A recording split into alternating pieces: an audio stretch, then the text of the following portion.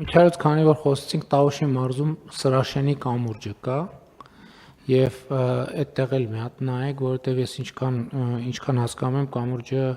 բավականին վատ վիճակում է գտնվում եւ իրան էլ է պետք վերականգնել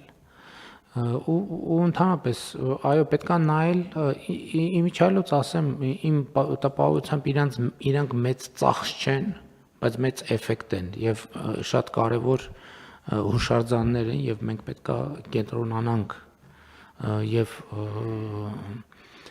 եթե չեմ սխալվում Սրաշենի կամուրջը Կիրանցի անտառում է, եթե չեմ սխալվում, ինքը ճիշտ է շատ հեռու տեղ է,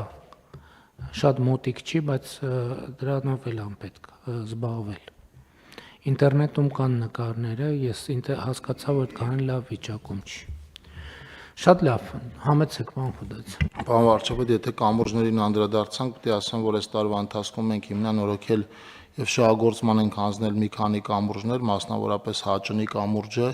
երկու կամուրջ հիմնանորոգել ենք Վաղարշապատում, նախին Խոյ համայնքի տարածքում, այս պահին ընթանում է Հայանիստի կամրջի հիմնանորոգման աշխատանքները, որը փլուզվել էր եւ այս պահին ընթանում են նաև Մրգաշատի կամրջի հիմնանորոգման աշխատանքները